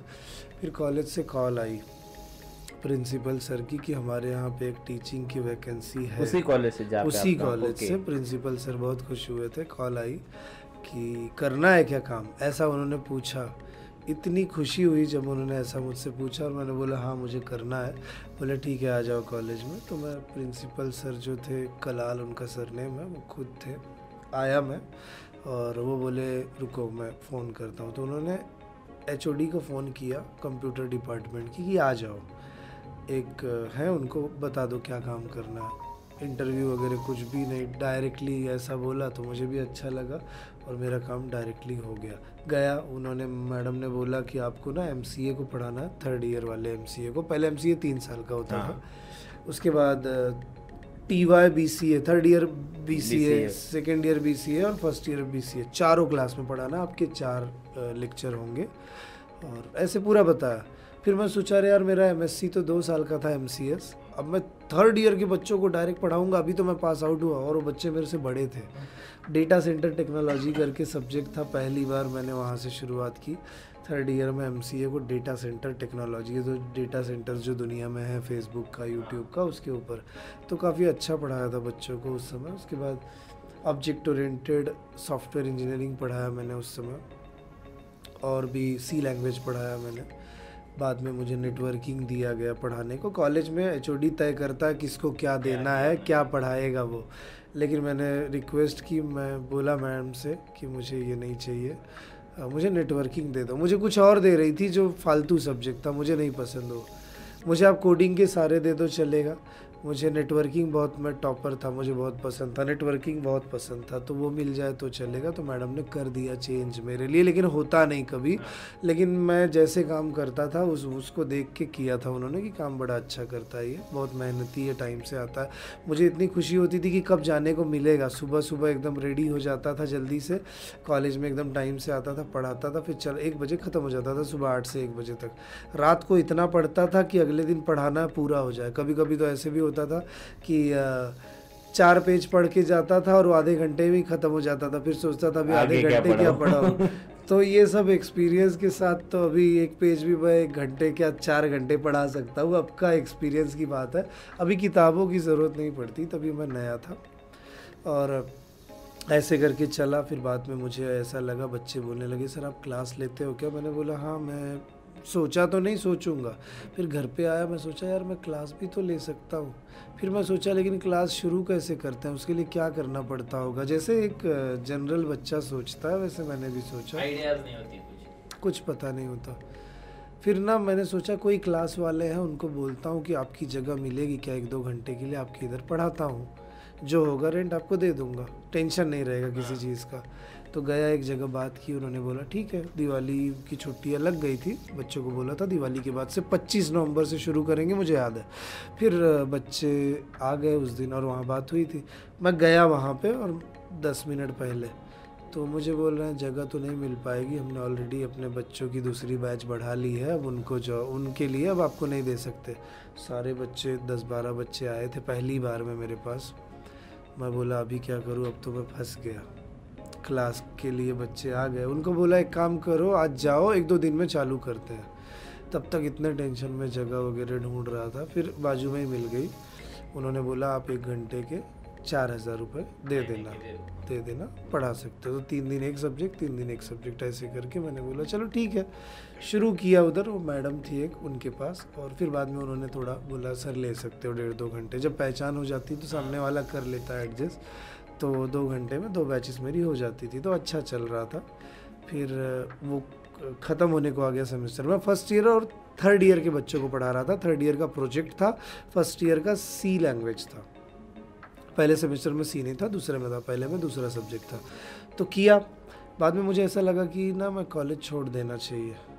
अचानक ऐसा लगा कि मैं क्लास ही लेता हूँ और मैं शायद इसमें और ज़्यादा फ्री हूँ और ज़्यादा अच्छा पढ़ा सकता हूँ, ज़्यादा टाइम दे सकता हूँ, किसी का टेंशन नहीं है अपने हिसाब से, और मैं बहुत बेटर बना सकता हूँ बच्चों को, मुझे कर देना चाहिए। लेकिन मैं बोला रिज़ल्ट लग जाए, देख लूँ बच्चों का क्या रिज़ल्ट आया मेरे पास से सीखने के बाद। लेकिन मैंने पहले ही फैसला ले लिया, छोड़ दिया कॉलेज। नहीं बोल रहे थे एचओडी मत छोड़ो, क्लास नहीं चला ना तो सब ख़त्म हो जाएगा और फिर जॉब भी नहीं मिलेगी। तो मैं बोला अब नहीं मिली तो नहीं मिली। मैं इससे पहले एक इंटरव्यू के वाक करके एक कॉलेज है वहाँ पे भी दिया था, मैं सिलेक्ट हो गया था लास्ट राउंड में, तीसरे में मैं नहीं हो पाया। 6-7 लोगों में 2 लोगों को सिलेक्ट करना था, नहीं हो पाया क्योंकि सारे एक्सपीरियंस वाले बच गए थे। मैंने पढ़ाया भी अच्छा था, मैंने उसके पहले की भी एग्ज़ाम पास की थी, लेकिन नहीं हुआ, पता नहीं शायद नया था इसलिए नहीं हुआ। फिर यहाँ पे मैंने क्लास शुरू किया, कॉलेज छोड़ दिया, और उसके लिए फिर मैं जाता था दुकान पे बोर्ड ख़रीदने के लिए, पूछता था ये बोर्ड कितने का आता है। फिर वो एक ख़रीद के लाया, बाद में पता चला ये थोड़ा छोटा लग रहा है, लिखना ज़्यादा पड़ता है। अगली बार फिर एक 2 व्हीलर पे गया, बोर्ड लेके आया, एक को बैठा के साइड में ऐसे टांग के, फिर वो लेके आया। फिर बाद में पता चला पेन भी लगेगा, फिर डस्टर मिटाने के लिए लगेगा, एक चीज़ फिर बच्चे बैठेंगे तो कुर्सियाँ कुछ ले लेता हूँ, तो कुर्सियाँ ले ली पहले, कुर्सियों पे बैठाएंगे। फिर एक दुकान पे गया, वहाँ होलसेल मिलती है, फिर वो उन्होंने गाड़ी रिक्शा की शायद, और फिर भेजी कुर्सियाँ। फिर आई, फिर सोचा अब क्या लगेगा, फ़ैन, हाँ तो एक फ़ैन लगवाया। पूरा खाली रूम था जो मैंने लिया था छोटा सा, और फिर बोला और क्या लगेगा, लिखने के लिए तो मैं प्रोग्राम टाइप करूँगा तो बच्चे देखेंगे कहाँ, एक स्क्रीन चाहिए, लेकिन यार प्रोजेक्टर तो 35,000 का आता है, मेरे पास इतने पैसे नहीं है। तो फिर मैंने घर से टीवी लाई, क्योंकि मैंने नई टीवी ली थी, मेरे पास जो पुरानी EMI वाली पे थी, ली छोटी वाली, छोटी थी मेरे छोटी पास। लाई घर से, ओके। हाँ, नई वाली तो चल रही थी, हाँ। लेकिन छोटी थी पड़ी, उस पर मज़ा नहीं आ रहा था, इसलिए तो नया लिया था, तो छोटी वाली लाया, क्लास में लगा दिया। फिर देखा हाँ चल जाएगा, काम तो चला सकता हूँ। वो चालू किया, फिर बच्चे आते थे, मतलब शुरुआत में बच्चे भी नहीं आते थे, 2 महीने छुट्टियाँ लगी थी, कोई आया ही नहीं क्लास को। मेरे दोस्त से बोला कि एक काम करो, तुम 6,000 ले लेना, खाली मेरे साथ बैठो। बैठने के उसको 6,000 रुपये दिए थे। मुझे अकेले, हाँ, कि मुझे बोर होता है और अकेले मेरा मन नहीं लग रहा है, आता हूँ, लाइट चालू करता हूँ, शाम को लाइट बंद करता हूँ, चला जाता हूँ, यही चल रहा है। 2 महीने से 1 रुपये आए नहीं। फिर 1-2 लोग आए बोर्ड वगैरह देख के, इधर क्लास है क्या? मैं बोला हाँ मैं पढ़ाता हूँ। तो ऐसे आते थे लेकिन रुकते नहीं थे, इतना कुछ था ही नहीं क्लास में। और अब लोगों को ज्यादा देखने की, मतलब जो ज्यादा हाँ, कुछ दिखता है था ही वही- नहीं मेरे हाँ। पास, और इतने ऐसे एरिया में अगर कुछ नहीं है तो फिर वो नहीं चलता। तो बाद में मैंने समझाया उसकी मम्मी से कि आप बच्चे को भेजो। 8वीं में 7वीं में था वो बच्चा, उसका नाम था उत्कर्ष देशपांडे, जो मेरा पहला स्टूडेंट था मेरे क्लास का, 7वीं का बच्चा था। अभी वो 12th में है। वो जेवेलिन नहीं, वो एक ओलंपिक्स का खेल है, मुझे उसका नाम नहीं याद है, जिसमें ना बहुत ऊपर से ऐसे कूदना पड़ता है डंडे को पकड़ के। एक बड़ा सा डंडा होता है, उसको पकड़ के ऐसे कूदते हैं उस साइड, वो ऐसे लचीला डंडा होता है, मुझे नहीं पता उस खेल का नाम, याद नहीं है। वो नेशनल में भी खेल रहा है लड़का, बहुत टैलेंटेड था। वो आया 2-3 दिन, उसने, मैंने बोला आप पैसे तभी देना जब इसको पसंद आएगा, नहीं तो मत देना। उसकी मम्मी से बोला आप भेजो तो। फिर उन्होंने भेजा, 2-3 दिन उसको बहुत अच्छा लगा। बाद में उसकी मम्मी ने बोला एक काम कर, तू मेरा एक दोस्त है उसके यहाँ क्लास को जा। वो उधर चला गया। फिर मैंने फ़ोन किया तो उसने बोला कि सर मुझे यहाँ बिल्कुल अच्छा नहीं लग रहा है, मम्मी का दोस्त है इसलिए मम्मी ने इधर भेजा, मुझे आप ही के पास सीखना है।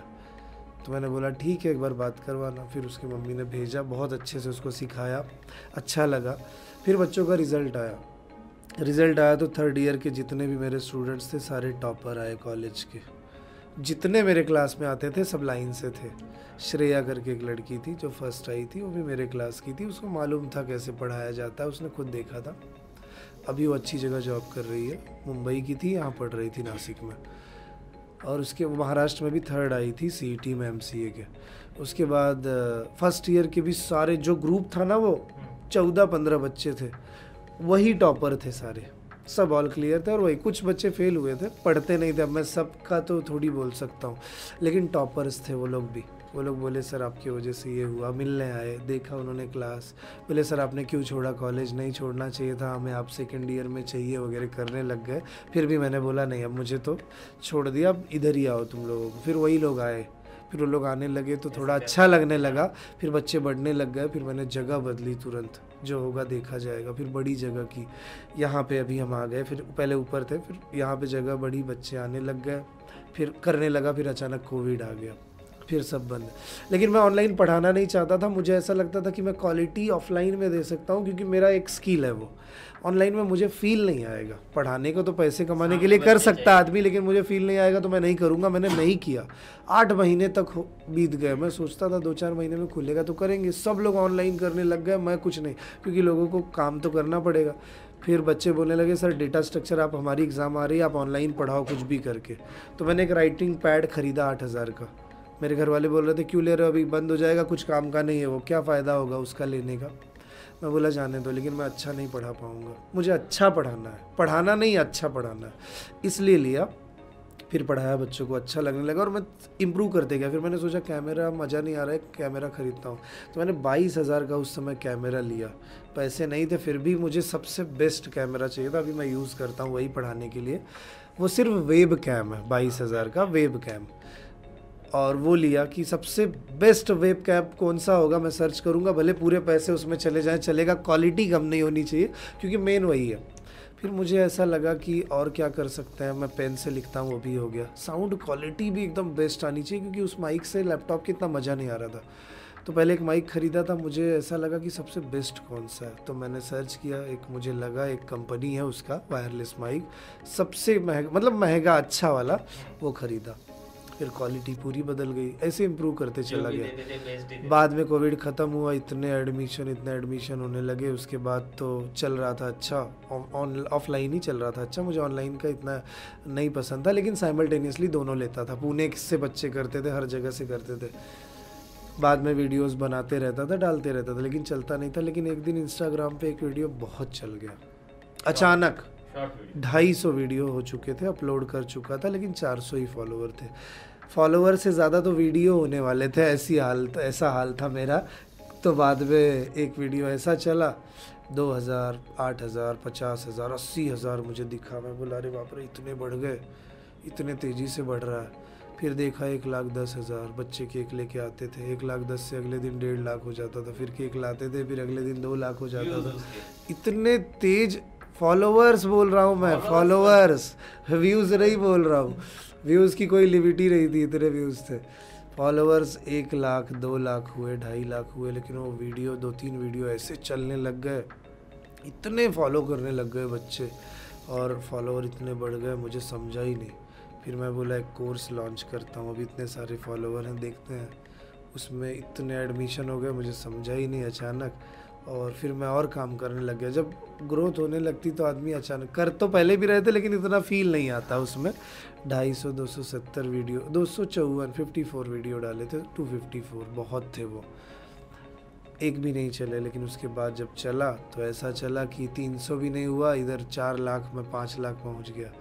तो अभी 6 लाख के ऊपर ही है मेरे। अभी स्लो हुआ है, वो होता रहता है, बीच बीच में माइनस भी होता है, क्योंकि फॉलोवर्स, फॉलो करने वालों की स्पीड अनफॉलो करने वालों से स्लो रही तो फिर आपको कम होते हुए दिखाई देते हैं। होता है ऐसा मेरे साथ भी, 1-2 हज़ार कम हो जाते हैं, इधर से आते रहते। क्योंकि अभी तक मेरे ना 2.5 से 3 लाख से ज़्यादा बच्चों ने मुझे अनफॉलो किया। होता है वो, और फॉलो करते हैं, अनफॉलो करते हैं, चालू रहता है। नहीं, किसी किसी को बोर हो जाता है, छोड़ देते हैं। लेकिन फॉलोअर्स की स्पीड ज़्यादा रहने से ये पता नहीं चलता, वो ग्राफ में देखना पड़ता है, डैशबोर्ड में।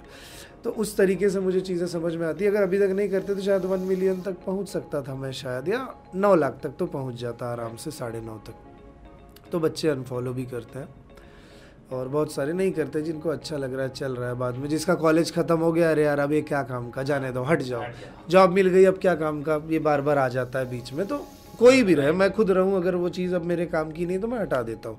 तो वैसे ही बच्चे भी करते हैं, तो चलता रहता है। इसलिए कंसिस्टेंटली काम करना पड़ता है। फिर ऐसे एडमिशन होने लग गए, फिर मैंने बहुत कुछ किया। फिर जो पैसे आते थे इन्वेस्ट करता था कि ये चीज़ लेनी चाहिए, वो चीज़ लेनी चाहिए, कैमरा लेना चाहिए, सेटअप करना चाहिए, स्टूडियो बनाना चाहिए, टीचर्स को इतने पैसे देने चाहिए, सब कुछ। मैनेजमेंट बढ़ा, काम बढ़ा, हमने इंफ्रास्ट्रक्चर बदला। नहीं तो मुझे ज़रूरत लगती भी नहीं थी। बहुत सारे लोग बोलते थे, मेरे दोस्त लोग, यार ऐसे रहेगा तो क्लास में कोई आएगा क्या। लोगों को दिखना भी चाहिए, बच्चों को, बच्चे देखते हैं तब जाते हैं। और उनको ना जब दिखता है एकदम ऐसे कि लग रहा है कोई बहुत बड़ा होटल जैसा, शोरूम जैसा एकदम, तभी वो आते हैं, भले अंदर कितना भी गंदा पड़ा है। उनको ना ये मैटर नहीं करती, उन्हें ना इन्वायरमेंट कैसा है वो अच्छा लग गया। एसी लगी हुई है, बड़ा सा स्क्रीन है, प्रोजेक्टर है, और क्लासरूम बड़े हैं, उनके बेंचेस बड़े अच्छे वाले हैं, तो उनको बड़ा अच्छा लगता है। लेकिन मैं यही कहूँगा बच्चों से कि आप लोग कभी भी कहीं भी अगर पढ़ने जाओगे, अगर वो टीचर अच्छा है ना, तो नीचे भी अगर बैठाता है तो भी पढ़ लेना उससे। ये मैटर बिल्कुल भी नहीं करने वाला आप कहाँ सीखते हो, किससे सीखते हो, यही मैटर करता है। तो जो अच्छा है उससे ही सीखो, और अच्छा लग रहा है तो 100% उसको सपोर्ट करो। अगर आप कल को टीचर भी बनते हो तो मैं यही कहूँगा कि किस तरीके से शुरुआत करनी हो तो मैंने बताई ही, लेकिन आपको यूनिक होना पड़ेगा, क्योंकि टीचर्स बहुत हैं लेकिन सबके पास नहीं स्टूडेंट्स जाते। आप खुद जानते होगे कि आप जब स्कूल में थे या कॉलेज में थे तो किसी एक टीचर का आपको अच्छा लगता था, बाकी किसी का नहीं, क्योंकि वो दूसरों के मुकाबले अलग था और उसकी पढ़ाने की एक स्टाइल थी। तो टीचर तो सब बन सकते हैं, लेकिन आपको अलग बनना पड़ेगा। जब आप अलग बनोगे तो चलोगे, तो मार्केट में आओगे, तो यूट्यूब पे आओगे। यूट्यूब पे भी मेरे लाखों में 5-5 लाख व्यूज़ आए हैं वीडियोस को, वो भी 18-18 घंटे के अभी अपलोड किए हैं मैंने, ज़्यादा दिन भी नहीं हुए हैं। सब गो थ्रू किया है। 18 घंटे 19 घंटे के वीडियोस हैं, उसको इतने लाखों में व्यू है, और जनरल वीडियोस को नहीं है। उनको पढ़ाना पसंद है मेरा, और मैं कुछ करवाता हूँ तो नहीं पसंद आता, लेकिन मैं जो पढ़ाता हूँ उसको बहुत तारीफ़ मिलती है और कमेंट्स आते हैं। फिर वही बच्चे क्लास लगवाते हैं, बोलते हैं नहीं सर आप इतना अच्छा यूट्यूब पे पढ़ा रहे हो, आपसे ही सीखना। फ्री ऐसा हमने आज तक पेड नहीं पढ़ा जो आप फ्री दे रहे हो, ऐसा हमारा है। तो वो अच्छा लगता है बच्चों को। तो वही मैं कहूँगा कि आप अलग बनो दूसरों से, तब फ़ायदा होगा। यूनिक होना ज़रूरी है। टीचर तो सब है, बहुत टीचर आप लोग भी जानते होंगे, लेकिन यूनिक होना ज़रूरी। यूनिक होगे तो आप टिक जाओगे, नहीं तो बहुत दिन समय नहीं चलोगे, काम चलाते रहोगे, ऐसी लाइफ रहेगी। ग्रोथ चाहिए, क्योंकि मार्केट तो ऐसे ही बहुत बड़ा है, उसमें बहुत सारे प्लेयर्स हैं, जो यूनिक रहेगा वही टिकेगा। सही बात है। सो आप जो बच्चों को पढ़ाते हो, सारे बच्चे अलग अलग तरीके से पढ़ते हैं। किनको थ्योरेटिकल पढ़ना ज़्यादा पसंद है, किनको मतलब वीडियोस के फॉर्मेट में ज़्यादा पसंद है, किनको सुन के पढ़ना ज़्यादा पसंद है, कोई पॉडकास्ट सुनते हैं, कोई बुक्स पढ़ के, कोई वीडियोस देख के।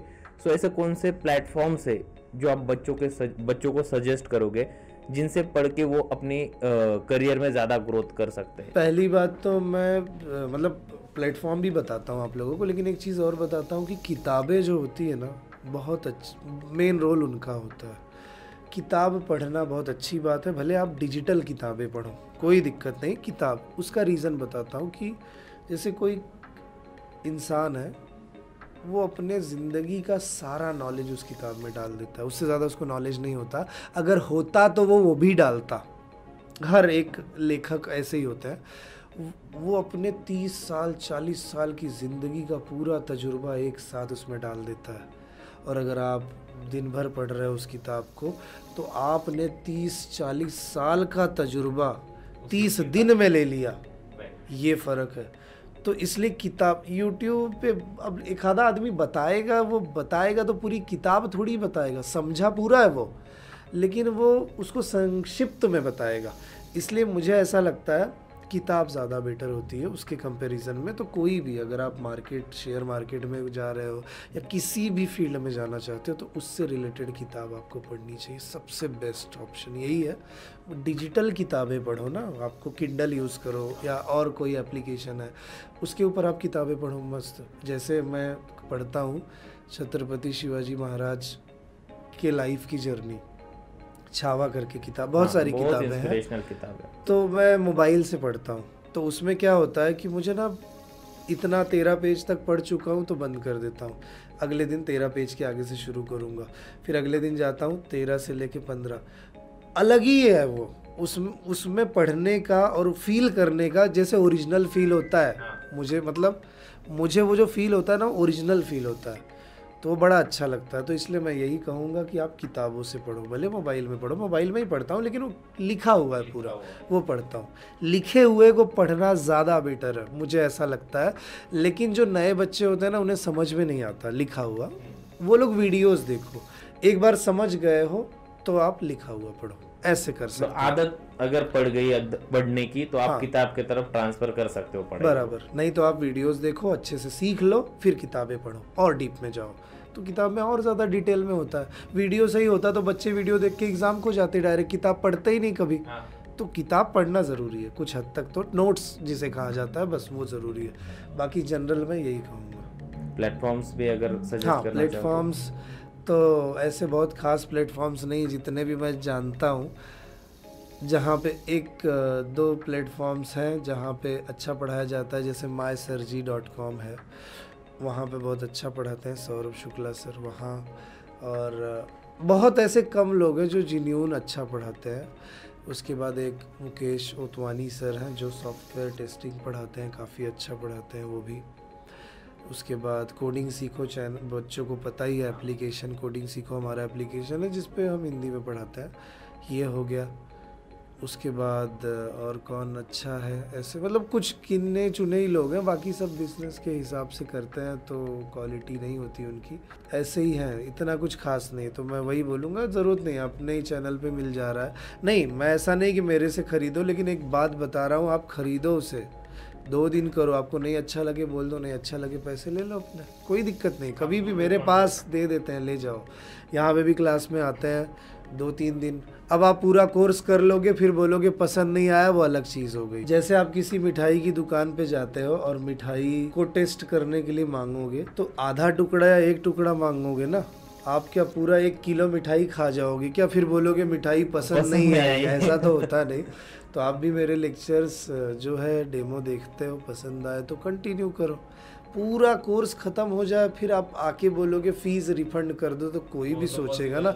और ऐसे बच्चे होते हैं जो थोड़ा परेशान भी करते हैं टीचर्स को क्योंकि हम लोग भी ऐसे ही थे, बहुत कर चुके हैं, तो मेरे को ये सब चीज़ों का बड़ा अनुभव है, बहुत परेशान किया है, हर टीचर्स को परेशान किया है। स्कूल में भी वही आदत थी, कॉलेज में भी वही आदत थी, कभी जाते भी नहीं थे, भले पढ़ाई में कितने भी अच्छे रहे, एक दिन में हो जाता था। हम लोगों का ऐसा था कि एक रात पढ़ेंगे हो जाएगा, तो कभी इतना हम लोगों ने इंटरेस्ट नहीं लिया, तो ये चीज़ थी। और वही मालूम है, बच्चों की जो सारी आदतें हैं वो क्या रीज़न्स देते हैं, वो सारे रीज़न हम देते थे। इतने साल मैंने जो रीज़न दिए, मैं क्यों नहीं आया। यहाँ तक कि एक बार पेरेंट्स कॉल किया गया था, फर्स्ट ईयर में मैं था, तो बोले पेरेंट्स को लेके आओ। तो मैं एक रिक्शा वाले के पास गया, उसको मैंने बोला कि आप मेरे साथ चलो, 200 रुपये ले लेना एज अ मेरा पेरेंट बन के। घर वाले अगर, क्योंकि घर वाले आएंगे तो बड़ी दिक्कत होगी, बैंड बज जाएगी, तो उनको लेके गया कॉलेज में, और वो बोले मेरा लड़का है, क्या हुआ, ये ऐसे ऐसे इसका हुआ है और ये आता नहीं रेगुलर वगैरह, अब शिकायतें करते ही हैं टीचर्स। उस समय भी फिर बोले ठीक है समझाता हूँ बच्चे को, कोई बात नहीं। चला आया, वो गए घर पे, और मुझे फॉर्म नहीं भरने दे रहे थे एग्ज़ाम का, बोले जब तक आएंगे नहीं पेरेंट्स आप फॉर्म नहीं। तो बहुत किया है, बहुत कुछ किया है, लेकिन अब बच्चे करते हैं तो समझता सब है, पकड़ लेता हूँ, तुरंत बोल देता हूँ। तो फिर भी उससे भी ज़्यादा वाले रहते हैं मेरे से, कि जिनकी कोई हद ही नहीं है, कि ऐसे भी होते हैं।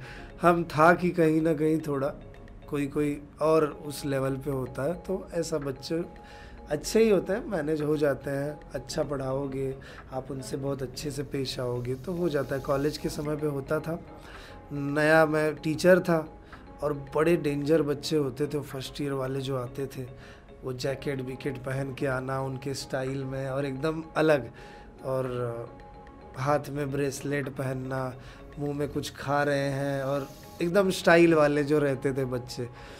तो अब मुझे मालूम है अगर इनको कुछ बोलूँगा तो ये लोग भी कुछ उल्टा बोलेंगे, और ये भी बोलेंगे तू बाहर मिल, ऐसा भी करते हैं। और ये सब हमने किया ही है। तो पहले क्या करता था, उनको प्यार से, पहले तुम बहुत अच्छे बच्चे हो, अच्छी बात है, ऐसे ही पढ़ाई किया करो, पहले सबको एकदम प्यार से मैनेज कर लेता था मैं। मुझे ऐसा मैनेज करने में 10 दिन लगता है, एक हफ्ता 10 दिन, बहुत अच्छी बात है, थोड़ी मस्ती करनी चाहिए, ये सब बोल के उनको खुश करता था।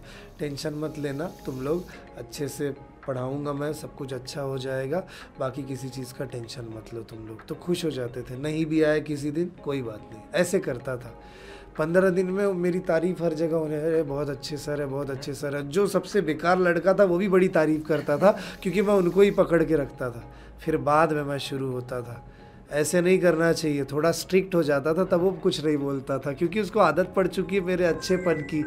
तो अगर अच्छेपन की आदत पड़ गई है तो फिर आप बुरा बोल नहीं सकते, स्ट्रिक्ट भी बोलोगे, बाद में डांटोगे तो भी वो कुछ नहीं बोलेगा। तो पहले मैं मैनेज कर लेता हूँ, और जब हो गया मैनेज, पहले दिन से ऐसे करूँगा तो वो लोग और परेशान करेंगे।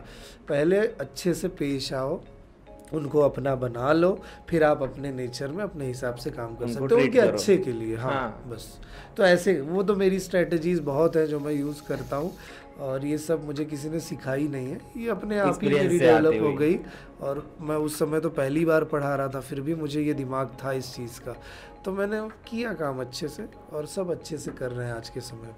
अभी आप एक इन्फ्लुएंसर की तरह भी वर्क करते हो, मतलब बहुत बड़ा इन्फ्लुएंस है आपको आपका स्टूडेंट्स की लाइफ में, और बहुत मतलब आपकी फाइनेंशियल्स में भी बहुत ज़्यादा ड्रास्टिक चेंज आ चुका है, जो पहले 5-6 साल पहले जो था और अभी जो था।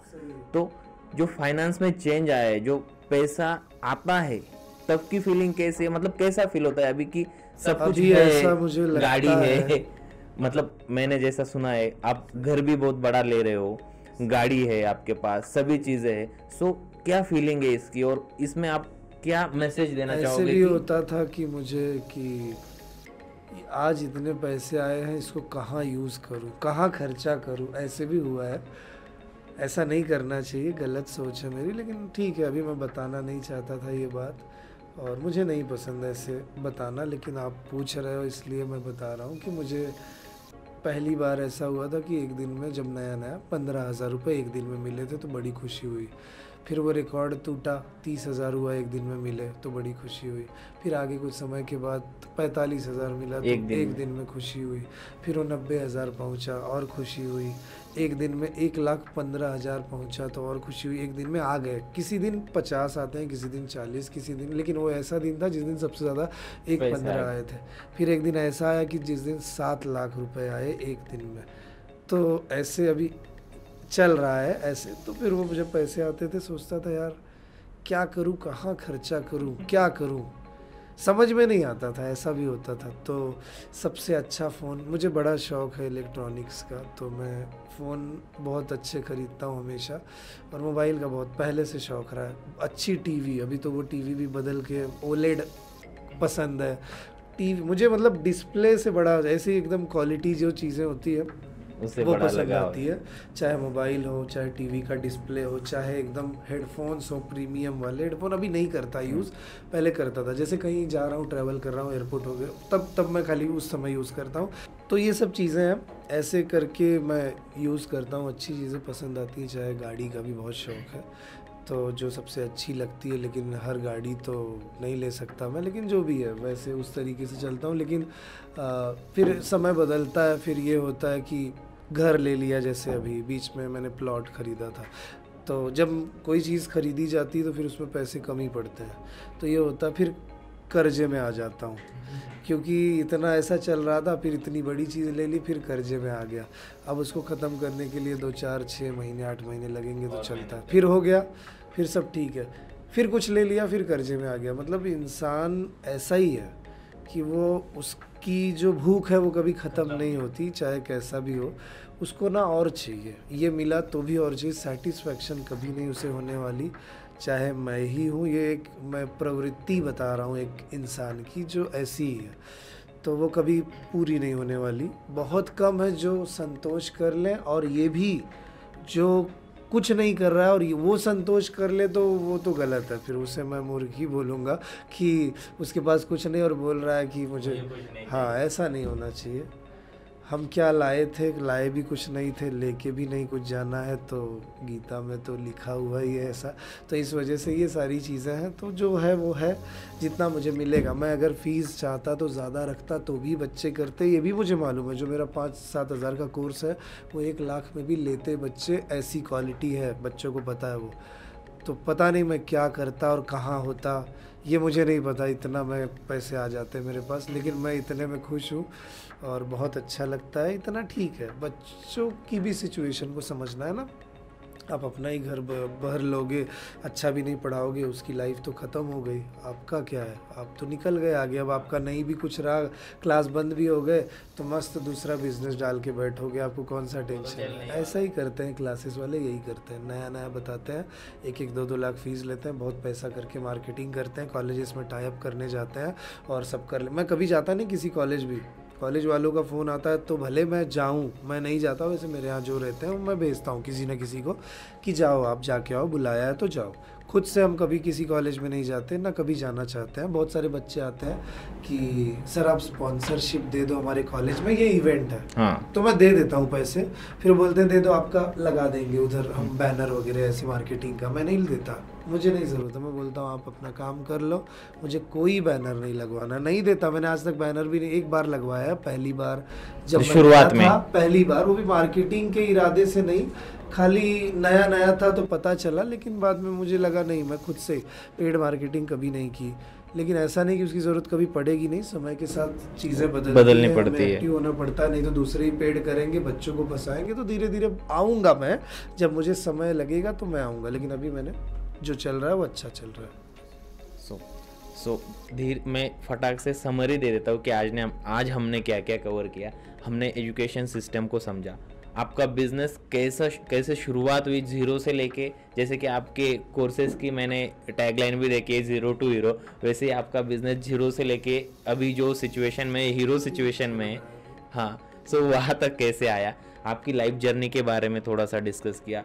स्टूडेंट की सक्सेस स्टोरीज हमने जानी, जो भी आपने स्टूडेंट को कैसे हेल्प किया या स्टूडेंट ने आपको कैसे सपोर्टिवली लेके अपनी करियर बिल्ड किए, ये जाना। अच्छे अच्छे प्लेटफॉर्म्स आपने स्टूडेंट्स को बताए, और सोशल मीडिया का क्या इम्पैक्ट होता है पढ़ाई कैसे करनी चाहिए, ये सारी चीज़ों पे भी हमने डिस्कस किया। सो ओवरऑल एक एजुकेशनल इम्पैक्टफुल पॉडकास्ट हुआ है। उसी के साथ साथ थोड़ी सी बिजनेस नॉलेज भी हमारे व्यूअर्स को आई कि बिजनेस कैसे किया जाता है और आपने अपना बिजनेस कैसा खड़ा किया। So thank you sir. इसी के साथ हम आज के पॉडकास्ट को ख़त्म करते हैं। डेफिनेटली इस पॉडकास्ट से बहुत सारे स्टूडेंट्स को या जो लोग जॉब कर रहे हैं उनको एआई के बारे में भी हमने थोड़ा सा डिस्कस किया, उनको मदद होगी।